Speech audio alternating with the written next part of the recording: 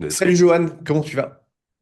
Steve, je vais excellemment bien et toi? On fait comme si on se disait bonjour alors que ça fait un quart d'heure qu'on parle, mais ça va Ouais, bien aussi, ça va bien aussi. Trop content de faire cet épisode avec toi sur la vente. On va parler de sujets un petit peu, j'ai pas envie de dire tabou, mais tu vois, des sujets un petit peu différents. J'ai pas envie de te demander 10 conseils pour vendre mieux parce que je trouve que voilà, c'est un petit peu dépassé. J'ai envie qu'on parle de pourquoi, ou en tout cas euh, comment devenir bon en vente quand on déteste ça. Je vois qu'il y a beaucoup de personnes qui savent qu'ils doivent apprendre à vendre, mais ils aiment pas ça. Ils disent, ouais, moi je suis pas un bon vendeur, je suis pas, tu vois, j'ai pas la tchatch.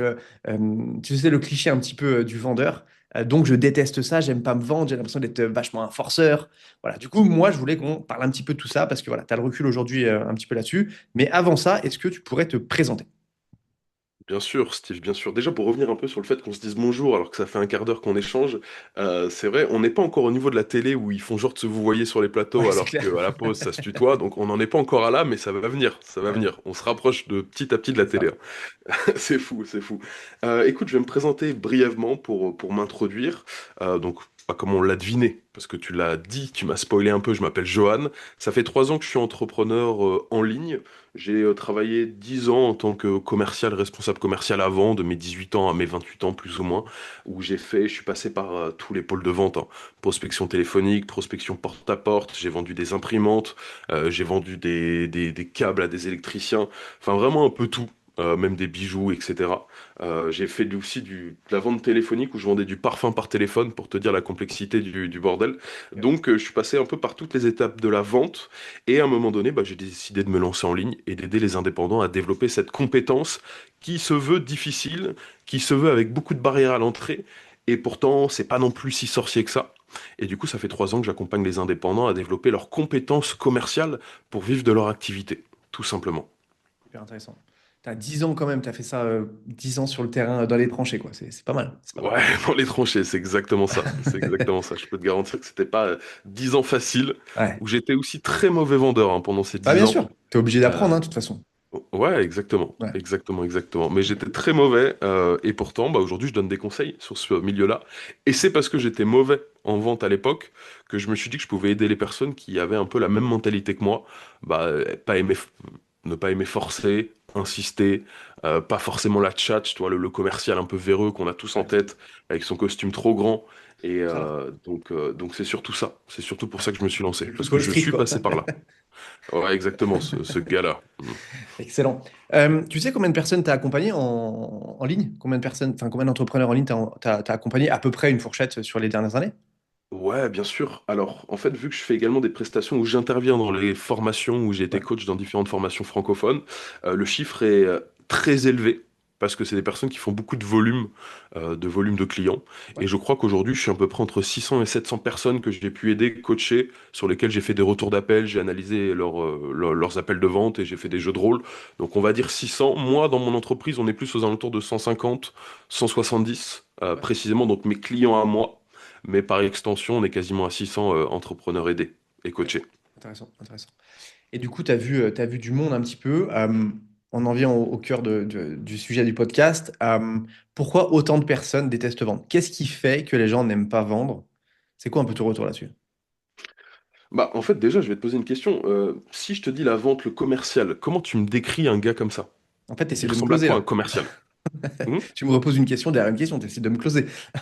Ouais, c'est ça, exactement. Je suis dans ton Non, cerveau là. répète ta question. Répète ta question, s'il te Ouais, plaît. qu'est-ce qu'un commercial pour toi, si tu dois me dépeindre le profil d'un Ouais. commercial? Bah, aujourd'hui, j'ai pas la même vision d'un commercial parce que moi-même, je suis mon propre commercial. Donc, Hmm. tu vois, j'ai pas cette vision. Mais avant, je pense que le commercial, c'était le mec qui parle beaucoup, le mec qui te laisse pas en placer une, qui a une grande gueule. Ouais, la grande gueule de service, quoi. Donc, le mec qui fait du bruit, tu vois, tu le vois, tu le vois. Quand il arrive quelque part, tu l'entends, tu le vois, et t'as pas forcément une bonne image de cette personne. Voilà, tout simplement. En fait, si les gens n'aiment pas vendre parce qu'on a cette image-là du vendeur, et souvent quand on se lance dans l'entrepreneuriat, bah, c'est qu'on a une compétence et qu'on veut développer cette compétence. Et pour aller trahir d'une compétence, bah, on a plus souvent des introvertis ou des personnes qui se concentrent, qui sont chez eux, qui travaillent, qui s'améliorent petit à petit. Du coup, ils sont quasiment aux antipodes du profil du commercial où on a l'habitude de voir au quotidien. Le mec qui vient frapper à la porte pour nous vendre des contrats EDF, le gars qu'on croise dans la rue, etc. Bref, peu importe. Ce gars-là ne se retrouve pas dans le business en ligne. On ne le voit pas, cette typologie d'humain. On a une nouvelle typologie d'humain sur le business en ligne qui forcément a une vision biaisée de la vente, pas forcément biaisée parce que jusqu'à maintenant le vendeur était incarné par ce gars-là, le commercial un peu véreux. Je prends souvent l'exemple du type qui serait prêt à vendre à une grand-mère de changer sa toiture alors qu'elle l'a fait il y a 2 mois pour prendre sa petite commission. Bah en gros c'est ça, on a cette image-là. Vraiment le commercial véreux des années 90 qui arnaque, qui force, qui insiste et qui se fait un peu d'argent là-dessus. Et également, on a la vision comment il s'appelle lui, le loup de Wall Street. Jordan Euh, Belfort. voilà, donc c'est pas vraiment des exemples qu'on a envie de suivre et c'est pas vraiment des humains qu'on a envie de ressembler. Normalement. Donc on a cette vision-là. Et les personnes se lancent en entrepreneuriat, ont une compétence et se disent, ouais, je vais pas forcément, moi, je vais pas avoir besoin de vendre parce que ma compétence va parler pour moi, je vais échanger, je vais parler sincèrement et ça va le faire. Et on se rend vite compte qu'en parlant sincèrement, bah, on crée du lien, mais on conclut pas. Et du coup, bah, pour conclure, on a l'impression qu'il faut forcer comme ce gars-là et cette image qu'on a. Et je pense que c'est pour ça que les personnes ont du mal avec la vente, ont une idée négative de la vente et n'arrivent pas à vendre, tout simplement. Ouais, intéressant. Tu vois, moi j'ai une théorie aussi là-dessus, enfin la même, mais un petit peu parallèle à ça, c'est qu'il y a aussi beaucoup de gens, je trouve, euh, qui savent que la vente est importante. Ils apprennent à vendre, mais il y a un premier plafond en fait. Je trouve que quand tu apprends une compétence, tu vois, tu touches ton premier plafond de verre. Et si tu passes pas ce plafond de verre, tu te cantonnes à ce que tu es et du coup, tu penses que bah, tu es nul, tu penses que c'est de la merde, tu penses que c'est pas fait pour toi. Et il y a 90% des gens qui restent, je trouve, dans cette sphère-là. Ouais. Et du coup, c'est facile, tu vois, de dire, ouais, ça c'est nul, ça me va pas, je suis pas fait pour ça. Alors que si je mets des guillemets, tu forçais un petit peu le truc, que tu essayais davantage, que tu sortais de ta zone de confort, bah, tu pètes ce premier plafond et du coup, tu arrives dans la deuxième chambre au-dessus et tu dis, ah, finalement, c'est pas mal la vente, j'ai appris plein de choses, j'ai réussi. Qu'est-ce que tu penses de ça? Je suis totalement d'accord. Et en fait, si les personnes restent bloquées finalement dans cette première pièce Ouais, où on n'est pas forcément bon, mais on essaye, on avance, c'est parce qu'on essaye de leur inculquer où ils ont lu des livres, où on leur a inculqué des méthodes de vente sur lesquelles ils ne sont pas du tout alignés. Donc forcément, quand on n'aime pas faire quelque chose, bah, je exactement. peux te garantir, moi, j'aime pas faire mes papiers. C'est le dernier truc que je fais la semaine. Et longtemps, j'étais en retard sur remplir tous mes papiers administratifs parce que j'aime pas faire ça. Donc si on n'aime pas et si on prend pas de plaisir, parce qu'on a une méthode de vente qui nous plaît pas, bah, on reste dedans et on s'améliore pas. Et on n'a pas envie de réécouter ses appels, de s'améliorer. Donc on est là. On n'est pas bon. Et ensuite, bah, on arrive à entrouvrir cette porte, on se forme, on apprend notre propre discours, notre manière de faire. Et dans la seconde porte, bah, en fait, le premier truc qu'on voit, c'est que les gens prennent du plaisir. Et dès qu'on prend du plaisir, c'est tout de suite plus simple. Bien sûr. C'est tout de suite plus simple. Exemple concret, à l'école, quand tu dois apprendre une poésie, tu mets une semaine, tu la connais même pas, c'est galère, c'est compliqué. Ta chanson préférée, elle passe deux, trois fois, tu connais les paroles par cœur. Parce qu'il y en a une où tu t'es amusé, il y en a un où c'est un calvaire. Donc quand tu t'amuses, tu apprends plus vite et tu performes Ouais. plus facilement. Quand tu prends du plaisir. Quand c'est un calvaire, bah, on a tous en tête nos cours de maths et voilà. Intéressant. Et du coup, comment tu apportes ce divertissement finalement dans la vente si tu n'aimes pas ça? Qu'est-ce que tu peux créer qui va rendre le truc plus stylé, plus sympa à faire pour que ça soit plus agréable finalement? En fait, ce qu'il faut savoir, c'est que chacun est différent, donc chacun a son unicité, et c'est ce qu'il faut commencer à travailler, parce qu'aujourd'hui, un entrepreneur, un freelance, peu importe, il vend une prestation de service. Cette prestation de service, elle est directement liée à sa personnalité, à qui il est. Souvent, il a un personal brand, il se met en avant, il doit se vendre lui. Donc si, à ce moment-là, de son étape, il se met à vendre d'une manière qui n'est pas lui, bah ça matche plus. Parce que le gars qui est là en appel avec lui, il a peut-être matché avec sa communication, ah, il a bien aimé, il est sympa ce type. Il a matché avec la discussion comment ça s'appelle, en setting sur Instagram, ah il est sympa. Et d'un coup on arrive en appel de vente et le gars il essaye de vendre d'une manière, ah ouais non je reconnais pas le même gars, j'achète pas. Donc il y a un peu une fausse promesse qui est faite à ce moment-là. Là en fait moi ce que je leur dis au tout début c'est déjà quelles sont toi tes qualités premières. Quelles sont les qualités et les valeurs de ton entreprise. Tes qualités à toi et les valeurs de ton entreprise. Et ça va être le socle de ta compétence commerciale et de ton discours commercial. Et là-dedans, on va utiliser ce que tu fais bien, ce que tu aimes faire, ta personnalité, au service de ta vente. Donc par-dessus, on rajoute des stratégies qui vont matcher avec ça. Et c'est pas l'inverse, c'est pas une stratégie, et moi je devais m'adapter à la stratégie, parce que sinon on voit, comme tu l'as dit, on reste dans la première pièce, on s'améliore pas, on vend pas. On se prend des je dois réfléchir alors on pensait qu'on avait géré, et on développe pas notre activité. Donc en fait, c'est trouver ce juste milieu entre, bah moi j'aime bien ça, moi je suis comme ça, mais je dois vendre. Comment je peux mixer les deux avec une stratégie? Et là, en Intéressant. fait, tu as une vente qui est totalement alignée à tes valeurs et à ta manière de faire. Ok, ok. Euh, Ça serait quoi un peu les différentes façons de vendre? Tu dis, faut que ça soit adapté à qui tu es, à tes valeurs. Je te donne enfin, deux exemples vraiment opposés. Quelqu'un qui est très très timide, qu'est-ce que tu lui dis pour lui donner envie de vendre et lui donner envie d'aimer ça finalement? Et une personne qui est hyper, tu vois, un fonceur, une personne à fond, qui se pose pas trop de questions. Comment tu appréhendes la vente pour chaque personne? Euh, En fait, même avant ça, ce qu'il faut savoir, c'est qu'on attire un peu les personnes plus ou moins comme nous. C'est-à-dire que dans la communication, on va, avec notre discours, notre manière de parler, on va attirer une typologie de personnes qui, finalement, a des accroches avec notre personnalité. Donc si la personne vient en appel avec nous et qu'on est timide, c'est peut-être que lui aussi l'est, possiblement. En tout cas, qu'il a matché avec tout le reste et il a remarqué notre timidité en amont. Ça, c'est une certitude. Donc en fait, c'est pas se dénaturer. On est timide, ok, il n'y a pas de souci. Et limite, on en fait une blague au début et ça y est, tu vois, on passe à côté. Donc en fait, moi, ce que je dis, c'est ta timidité, toujours la question qu'il faut se poser, peu importe. Moi, je vois ça comme un obstacle et un truc qui va m'empêcher de me développer. Bah, à partir de demain, comment ça peut devenir ma plus grande force? Comment, de par mon discours, ma manière de faire, ma manière de parler, ça peut devenir ma plus grande force et mon point de différenciation par rapport à mes concurrents.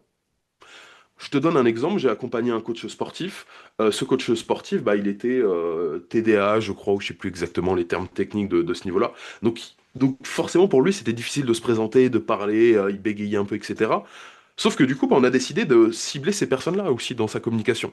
Et du coup, ces personnes-là venaient avec lui, parlaient avec lui, et ça se passait bien mieux parce que les personnes se reconnaissent en lui. Et du coup, il s'est mis à vendre de sa manière. C'est pas si moi demain je le mets ce gars-là dans mon entreprise, il va pas vendre. Si je le mets dans une autre entreprise, il va pas vendre. Par contre, chez lui, avec son ciblage et sa manière de faire, il vend, il performe. Ok. Donc en fait, c'est ça. Et cette personne-là qui est timide, pour donner un petit feedback, souvent deviennent de meilleurs vendeurs que le mec fonceur, à 100%. C'est marrant ce que tu dis parce que les personnes que j'accompagne, je leur dis la même chose. Je leur dis, voilà, si au début, mais même en phase de prospection, tu vois, prospection écrit ou vente, même chose. Tu vois, comment ils disent les Américains euh, adresse l'elephant in the room, tu vois. S'il y a un problème tout de suite, tu dis tout de suite en prospection ou en appel, écoute, voilà, je vais peut-être te proposer un truc à vendre. Maintenant, on va déjà parler de toi. On va déjà, tu vois, tu cadres l'appel. On va déjà parler de toi. On va voir si je peux t'aider. Et à l'issue de ça, peut-être que je te proposerai pardon quelque chose, mais c'est pas sûr. Mais ça permet un peu de désarmer, je trouve, et de rendre le truc un petit peu plus humain pour que, tu vois, tu fasses pas ton appel de vente avec ce truc derrière la tête en mode putain, j'espère que je vais pouvoir lui proposer que ça va bien se passer. C'est un peu gênant. J'essaie d'être sympa pourtant. Donc, ça peut être une bonne technique. Je sais pas ce que toi t'en penses. En fait, il faut tout de suite avancer à visage découvert. Ouais, Jouer la carte de la sincérité payera toujours. Toujours. Et si ça n'a pas payé, c'est que le mec, bah, de toute façon, ça sera jamais notre ouais, client, et tant mieux. bien sûr. Tant mieux. S'il n'a pas aimé notre sincérité, c'est pas un souci, on passe au prospect d'après.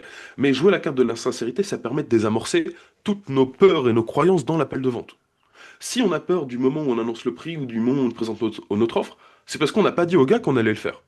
Si c'est, on l'a dit et le mec il est ok avec ça, et ben ça se passe tout de suite de manière plus simple et Ouais. plus naturelle. Donc ne pas cacher, et moi c'est un peu ce que j'avais fait au début, bon c'était pas un problème parce que je maîtrisais le sujet, mais je vendais ou je proposais des coachings gratuits, et derrière le coaching gratuit, bah derrière il y avait une proposition, Proposition. Ouais. possiblement. Donc là forcément il y a fausse promesse. Et là forcément t'es pas à l'aise au moment où tu dois faire ta proposition, parce que le mec ne s'attend pas à ça. Que si tu lui annonces au début, il y en a qui vont refuser de venir en appel, pas de souci, il y en a qui vont accepter. Bah là où ceux qui vont accepter, ça va tellement mieux se passer. Donc en fait, jouer la carte de la sincérité. Ouais, mais j'ai pas beaucoup de retours clients, je peux pas lui montrer que je suis compétent. Bah tu joues la carte de la sincérité, c'est ce que j'ai dit au début moi aussi. J'ai pas de clients aujourd'hui. Par contre, j'ai misé mon storytelling sur mes 10 ans d'expérience en tant que commercial et c'est passé. Donc encore une fois, on prend le problème à l'envers. j'ai pas de clients, j'ai pas de preuve sociale, comment ça peut devenir ma meilleure force? Tout simplement. Je pense qu'il y a un truc aussi de d'être ouais, d'être honnête et d'être aligné aussi avec le fait de vendre, c'est juste aider, tu vois. Enfin, moi, je le vois comme ça aujourd'hui. Et avant, tu vois, quand je te dépeignais un petit peu le commercial de base que à l'époque, je voyais comme ça, aujourd'hui, je me dis beaucoup plus, en fait, vendre, c'est juste aider. À partir du moment où tu vois quelque chose qui a de la valeur, tu vois. Je prends toujours l'exemple, si demain, je sais pas, tu as le cancer et que moi, j'ai le remède pour te donner, enfin, pour te sortir du cancer, bah, tu vois, c'est de mon devoir, en fait, de te le vendre, mais parce que ça t'aide. Par contre, c'est sûr que si tu vends de la merde, forcément que t'es pas aligné. Donc, il y a peut-être ça aussi, tu vois, de te dire, est-ce que ce que tu vends aujourd'hui, t'en es fier? Est-ce que ce que tu vends aujourd'hui, t'es aligné avec le fait que ça va aider ta cible? Et aussi, très souvent, les gens sont pas forcément hyper alignés avec ça, parce que des fois, ils commencent, ils n'ont pas confiance en eux, mais c'est OK. Mais tout ça pour dire que je pense qu'il y a cette notion de est-ce que tu sais que ce que tu vends, ça peut vraiment aider la personne en face? Faut différencier, et je pense que tu as totalement raison, le mec qui vend de la merde, qui est pas aligné avec ça, il sait très bien que c'est pas dingue, et la personne qui débute. Donc elle peut pas savoir si c'est dingue ou pas, mais elle se doute que ça va être difficile.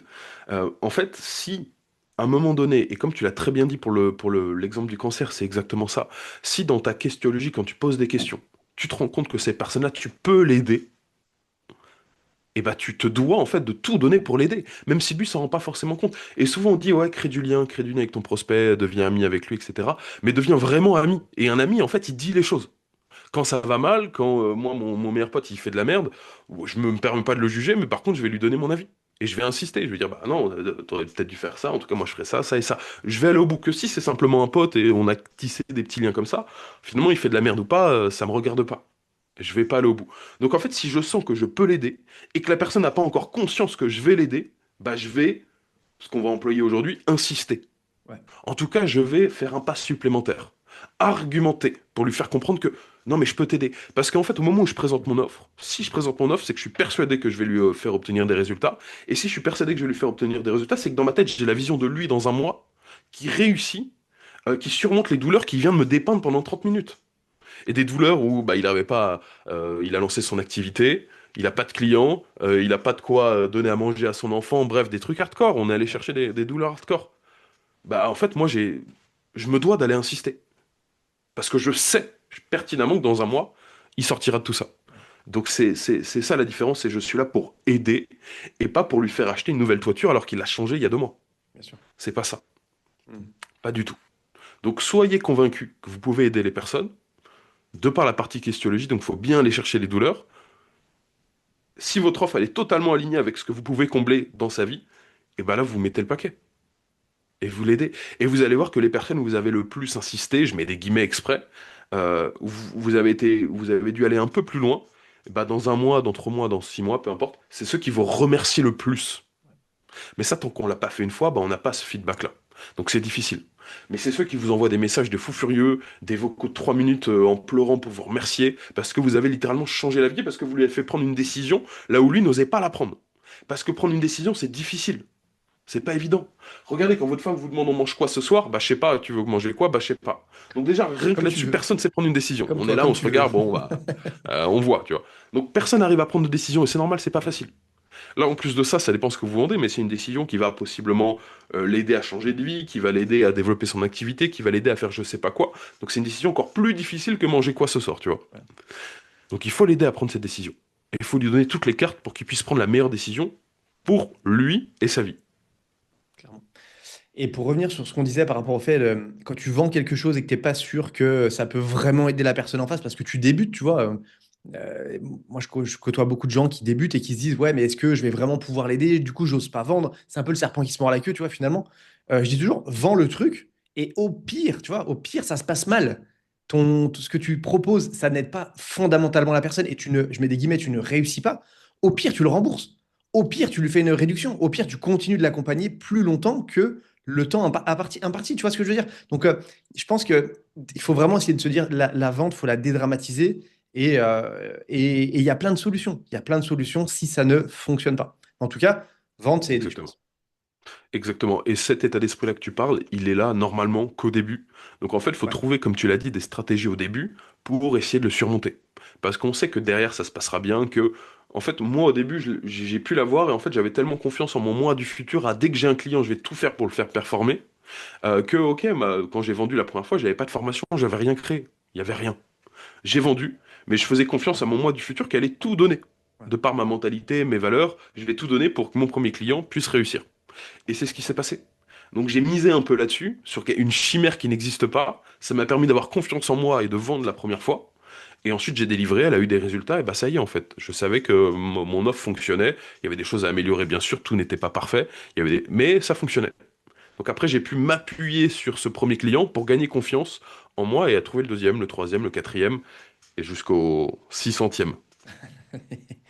En fait, c'est ça, c'est de se dire, je vais te vendre quelque chose, et même si je suis pas sûr à 2000%, de toute façon, on n'est jamais sûr à 2000%. Tu vois ce que je veux dire? Il y a toujours une part un minimum d'inconnu si la personne ne fait pas le travail. Après, ça dépend ce que tu veux en B2B, B2C, done for you, done with you, peu importe. Ce que je veux dire par là, c'est Mhm. que tant que toi, que tu sais qu'au fond de toi, tu vas donner le maximum pour aider la personne en face, et que tant aussi, un truc, moi je dis toujours, c'est tant que tu es meilleur que la personne de ne serait-ce que 5%, tu es légitime de lui vendre quelque chose. Et encore même des fois, si la personne elle a la même compétence que toi, c'est juste qu'elle n'a pas le temps, bah, en fait, tu es légitime de lui vendre quelque chose parce que tu vas lui enlever une belle épine du pied. Donc c'est ça qui... en fait, je pense que c'est toute une question de mindset, c'est de se dire comment je peux dédramatiser la chose et me rendre compte que ce que je propose, ça va vraiment aider la personne, quoi.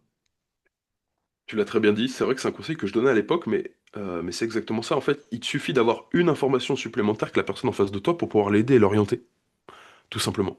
Donc, t'as pas besoin d'être le meilleur expert en la matière, il y aura toujours quelqu'un de meilleur Exactement. dans le monde entier, il y aura toujours quelqu'un de plus performant, qui travaille plus, etc. Mais si tu as une information supplémentaire que la personne que tu as en face de toi, bah, tu peux déjà l'orienter et l'aider, et lui faire gagner 6 mois de testing. Donc c'est suffisant, théoriquement. Bon, forcément, si t'as qu'un truc en plus, c'est difficile de vendre à 3000. Mais en fait, il faut avoir cet état d'esprit-là. Moi, je suis loin d'être le meilleur, je suis loin d'être l'expert ultime, le gigagoat. Pourtant, il y a plein de personnes qui viennent à moi, bah, je les aide, je les oriente, tout Ok. simplement. Donc c'est cette mentalité à avoir, surtout au début. Et ensuite, parce que forcément, le cerveau, il se concentre sur le négatif, euh, se rappeler et avoir à portée de main les témoignages de nos anciens clients pour régulièrement aller les regarder et régulièrement s'envoyer ces feedbacks très positifs de ce qu'on a réussi à accomplir. Clairement. Moi, j'appelle ça le mur des victoires. J'affiche le mur des C'est victoires ça. de toutes les personnes que j'ai aidées, et ou l'inverse, j'invite mes clients à faire cette chose-là pour se dire, ah ouais, finalement, tu vois, ça te remet un petit coup de motivation, un petit coup de boost, un petit coup de confiance. Parce que comme tu dis, on a tendance à se concentrer sur le négatif. Oui, mais qu'est-ce qui se passe si je vends et que ça marche pas? Oui, mais qu'est-ce qui se passe si... Arrête de faire des suppositions. C'est ça, exactement. Et même parce que, pour pas mentir, il y aura des clients où ça va mal se passer, Bien sûr, ça évidemment. arrive. Et quand ça arrive, bah, on est en fonction de qui on est, mais on est un peu mal, on se dit merde, qu'est-ce que j'aurais pu faire, comment j'aurais pu plus l'aider, etc., etc. Et en fait, bah, tu regardes et tu vois qu'il y a 50 personnes où ça s'est très bien passé. Bon, bah, on accepte la statistique. Avec lui, ça a pas matché pour X ou Y raison. Tu peux le rembourser si tu as envie, si tu sens que c'est de ta faute. Si c'est de sa faute, bon, bah, tu le rembourses pas. Mais tu peux mettre en place des choses pour te déculpabiliser de ça. Il n'y a pas de souci, tu vois. Donc c'est OK. C'est OK. Il faut apprendre à l'accepter. Le premier échec, il fait toujours mal, mais c'est comme ça qu'on grandit. Exactement, exactement. Intéressant. Qu'est-ce que tu dirais, toi, qu'est-ce qui a changé avec la vente ces derniers mois, ces dernières années, sur le scepticisme et sur la méfiance des gens? Euh, les gens sont de plus en plus méfiants. Comment toi, tu vois un peu ça? Comment tu analyses tout ça? Moi, je pense que de toute façon, c'est sinusoïdal, quoi qu'il arrive. C'est cyclique, ça revient.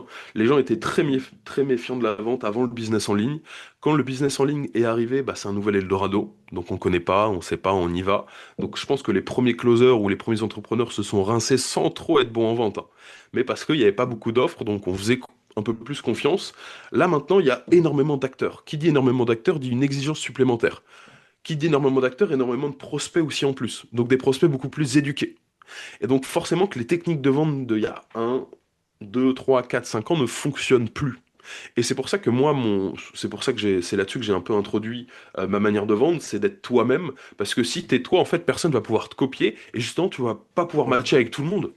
Mais tu vas pouvoir matcher avec bah, tes prospects potentiels, ceux avec qui tu as envie de travailler. Et c'est ça le plus important. C'est un peu comme le développement du personal brand. On voit de plus en plus que quand on te dit qu'il faut un personal brand, bah faut que tu sois sincère, vrai. toi-même, à l'intérieur d'une stratégie de développement de réseaux sociaux, bien sûr. Mais en fait, c'est pareil sur la vente. À l'intérieur de cette stratégie que tu vas mettre en place, il faut que tu sois toi-même. Et en fait, les personnes vont réussir à te faire confiance de par ton humanité et ta sincérité. C'est aussi simple que ça. Que si demain t'arrives avec un discours, t'as un closer, ou toi, où tu vends vraiment comme les techniques de vente que t'as dans tous les livres que j'ai ici, où on insiste, on force, on a des stratégies de je sais pas quoi, les gens sont éduqués par rapport à ça, n'achètent plus, ont plus envie de se faire avoir. Donc ça marche de moins en moins, et ça marchera pas pour toi parce que t'es loin d'être un commercial excellent, évidemment. Du coup, ça me fait rebondir sur ce que tu dis. C'est quoi pour toi bien vendre aujourd'hui en 2026 et c'est quoi du coup mal vendre? Comment tu dissocies les deux encore une fois à l'heure de 2026 par rapport à ce que tu vois? En fait, il y a le bon vendeur et le mauvais vendeur, hein, pour Le, pas le- refaire le sketch des le inconnus, bon chasseur et mais le mauvais chasseur. ouais, exactement. En fait, bien vendre, ce qu'il faut avoir en tête, c'est que quand tu as la maîtrise totale de ton système d'acquisition et de ta delivery, en fait, la vente, tu es déjà en train de nouer une relation avec ton client. Donc, bien vendre, c'est quand ton client arrive dans ton accompagnement ou dans ton offre avec un taux de satisfaction de 100%. S'il n'arrive pas, donc tu as vendu, mais il arrive avec 50% parce qu'on a forcé, on a un peu insisté, il n'était pas prêt à prendre la décision, mais on l'a convaincu, et ben il arrive avec 50% de taux de satisfaction, ou même moins, c'est très difficile de le faire monter à 100%. Donc en fait, bien vendre, c'est introduire ton produit et que le type arrive dans les meilleures conditions pour performer chez toi. S'il arrive à 50%, je peux te garantir que dans 2 mois, il n'aura pas performé, ça va mal se passer. Donc la vente, c'est l'introduction à ta delivery, c'est l'introduction à ton offre. Mal vendre, bah, c'est le closer qui est là. Je prends cet exemple-là parce que souvent on s'en rend compte à ce moment-là. C'est le closer qui est là pour sa commission. La personne en face n'est pas totalement alignée ou n'est pas encore prête à prendre la décision, mais le gars est tellement compétent bah, qu'il arrive à le faire passer à l'action, sauf que la personne n'avait pas vraiment envie. Et du coup, bah, elle arrive à reculons. Et si elle arrive à reculons, bah, pour délivrer, c'est difficile. Elle n'a pas de résultat, elle applique pas les choses. Donc finalement, on a un client, on a un boulet. Et ça arrange personne, ce boulet-là. Ni le client, ni le mec qui délivre, ni le closer, parce que le client peut demander un remboursement et le closer, il a pas sa commission. Donc ça arrange personne de faire ça comme ça. Donc c'est vraiment amener le prospect à parler de manière très sincère, avoir une connaissance précise de sa situation et être à même de prendre une décision nous-mêmes. Ok, est-ce que je peux l'aider maintenant? Est-ce que c'est le bon moment pour lui ou pas? Oui, eh ben on y va. Non, j'insiste pas, on se recontacte dans un mois. Il n'y a pas de problème. Il n'y a aucun souci. Très clair. Donc je pense que c'est ça, savoir cette conscience que la vente, c'est déjà un pied dans le delivery. Il faut avoir cette conscience de ce qui se passe après. Intéressant. Intéressant cette vision du delivery de la suite. Par quoi une personne normale, elle devrait commencer pour apprendre à vendre, et en tout cas à bien vendre? Ça serait quoi un peu les étapes que tu peux mettre en place pour commencer dans ce milieu-là? Déjà, c'est de faire la liste de ses points forts et de ses points faibles, tout Ok. simplement. Tout. Sur quoi je suis bon, sur quoi je suis pas bon. Ensuite, c'est de réécouter un seul appel. On fait un appel, ça suffit, on le réécoute. Et de prendre en fait cette habitude c'est pas la folie hein, de le faire, mais en fait, ça a vraiment un impact énorme et ton développement, il sera exponentiel. C'est de réécouter systématiquement tes appels. Parce que dans tes appels, tu vas voir, qu'est-ce que tu vas voir? Tu vas voir déjà les moments où tu hésites, les moments où tu bégayes, les moments où t'es pas bien. D'accord? Donc tu vas pouvoir les conscientiser et travailler dessus, tout seul, sans forcément que tu sois bon en vente, hein. Mais en fait, tu vas le remarquer que t'es pas à l'aise. Tu vas remarquer que tu as posé 2 fois la même question. Tu vas remarquer que le que moi je dis de plus en plus en ce moment parce que j'ai arrêté de réécouter mes appels, donc on retombe hein, dans les mêmes problèmes, euh, bah tu le fais trop, en fait, tout simplement. Donc tu vas avoir cette vision de l'extérieur de toi qui est hyper importante. Donc, fais la liste de tes points forts, tes points faibles et réécoute tes appels. Et là, déjà, si tu fais ça pendant un mois, il y a un avant-après. Sans que tu payes un coach en vente, hein. Il y a un avant-après. C'est aussi simple que ça. Le fait de réécouter ses appels, c'est aussi commencer à développer son écoute active. On voit ça beaucoup sur les réseaux sociaux, il y a des livres dessus, l'écoute active, l'écoute active. En fait, c'est de se rendre compte dans un appel de vente que le prospect nous dit des choses très intéressantes et on ne les a tout simplement pas entendues. Parce qu'on est focalisé sur notre script, on est sur la question d'après, on est en stress de je sais pas quoi. Et en fait, il y a des informations capitales qu'on n'a pas entendues. Et en fait, le fait de réécouter son appel, on va dire, mais pourquoi j'ai pas rebondi? Il vient de me dire une information de fou. Pourquoi j'ai pas rebondi dessus? Bah, la fois d'après, on va être plus vigilant. On va peut-être refaire la même erreur, mais on va se le dire. Ah mince, attends. Et la fois d'après, on fera plus jamais l'erreur, en fait. Et c'est comme ça qu'on s'améliore. Donc, réécouter ses appels, se faire son autocritique, ça suffit pour s'améliorer.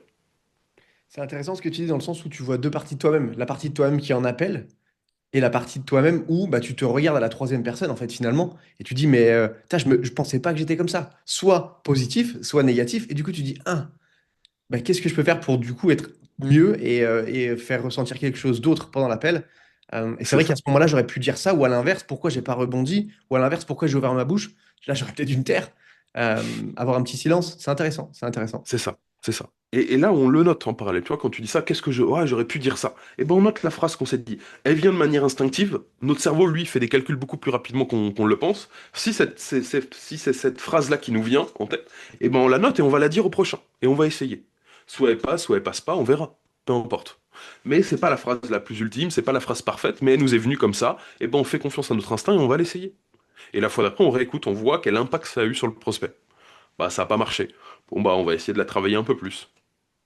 Ah, ça a marché. Bon, bah tant mieux. J'ai trouvé la solution au problème que j'ai rencontré il y a un appel. Magnifique. Magnifique, magnifique.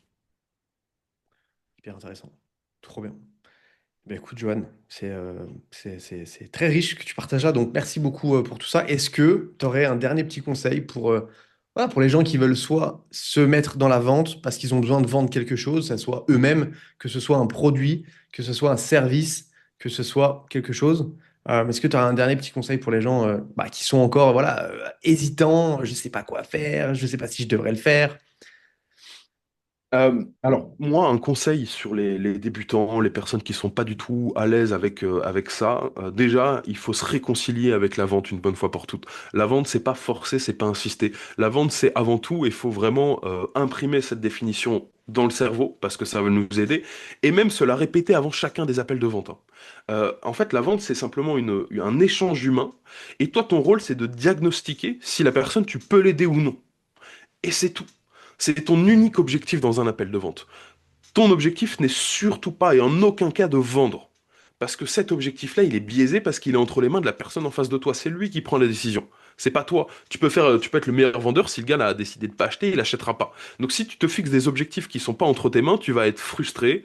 Donc tu vas pas réussir tes objectifs, donc ça va te saouler, tu vas pas aimer ça. Et en fait, tu es dans une boucle où tu t'en sors jamais. Ça sert à rien. Donc fixe-toi un objectif, et cet objectif, il est simple, c'est de découvrir est-ce que je peux l'aider. Et une fois que tu as la réponse à cette question, tu as réussi ton appel. Premier objectif, c'est ça. Tu as réussi ton appel de vente. C'est tout. Et ensuite, tu présentes ton offre si tu es convaincu que tu peux l'aider. Et le reste viendra petit à petit. Mais déjà, dissocier la vente de forcer et se fixer un objectif entre tes mains. Donc, est-ce que je peux l'aider ou pas? Ça, tu dois répondre à tout prix à cette question. Et tu vas voir que cet objectif-là, il va induire beaucoup de choses, il va te forcer à poser des questions intéressantes, à les creuser davantage. Oui, j'ai cette douleur-là, ok, on a l'information, mais on va aller un peu plus loin. En fait, ça va te permettre de développer ton écoute active, parce que sur la partie sociologie, tu vas énormément écouter, et de développer ta manière de poser des questions pour t'assurer à 100% que tu peux l'aider ou pas. Et si tu peux pas l'aider, bah t'es sincère. Écoute, je peux pas t'aider, point barre. Écoute, je peux t'aider, j'en suis convaincu, je vais t'expliquer comment. Et là, on va présenter son offre et on voit ce qu'il en est, tout simplement. Et non, j'allais dire deuxième chose, mais je pense que ça, c'est déjà la première étape à faire. Donc, dédiaboliser la vente et se fixer un objectif cohérent dans un appel de vente qu'on a entre nos mains. C'est marrant ce que tu dis parce que je dis toujours que quand tu vends et que tu n'es pas à l'aise avec ça, dis-toi que tu es un médecin. C'est-à-dire que tu es un médecin qui est assis à son bureau et tu as un patient qui rentre, qui s'assoit. Bah, pourquoi tu es là? Qu'est-ce qui se passe? Tu as mal au coude? Mince, qu'est-ce que tu as fait? Qu'est-ce que tu as déjà essayé de prendre pour ne plus avoir mal? Tu vois, tu vas déjà diagnostiquer et à l'issue de ça, bah, le médecin il va te proposer quelque chose. En fait, je pense que c'est un peu la même chose. Tu n'es pas là d'essayer de vendre un Doliprane sans demander à la personne si elle a mal au coude ou si elle a mal à l'œil.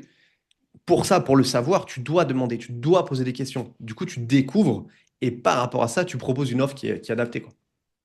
C'est ça, c'est ça, c'est ça. En fait, t'es pas le vendeur du Doliprane, tu vois, où tu dois Ouais. tout orienter pour lui faire acheter un Doliprane alors que c'est pas son problème.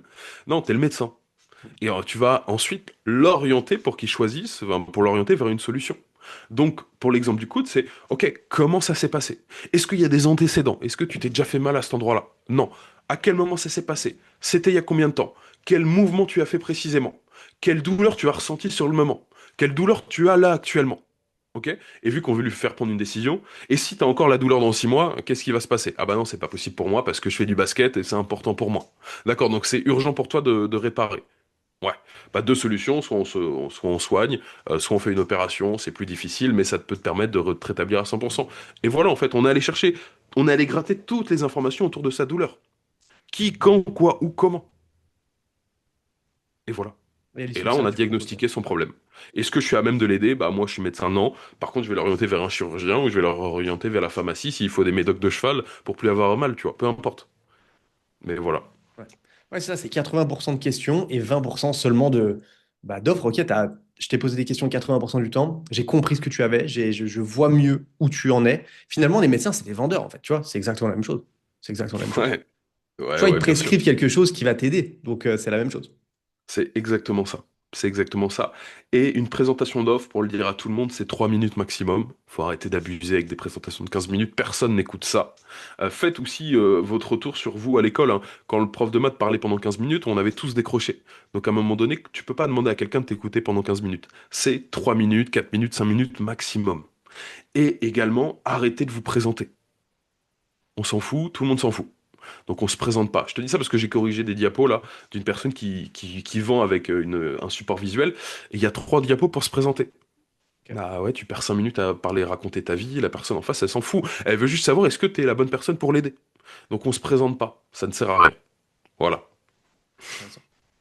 Trop bien. Bah, écoute, Johan, merci beaucoup encore une fois pour tout ça, c'est hyper intéressant. Où est-ce qu'on pourrait te retrouver si on souhaite apprendre à aimer vendre, si on souhaite apprendre à mieux vendre sans passer pour un vendeur de tapis? Tu sais que c'était ma phrase marketing il y a un an, ça, tu vois. Donc, C'était c'était je te quoi? remercie.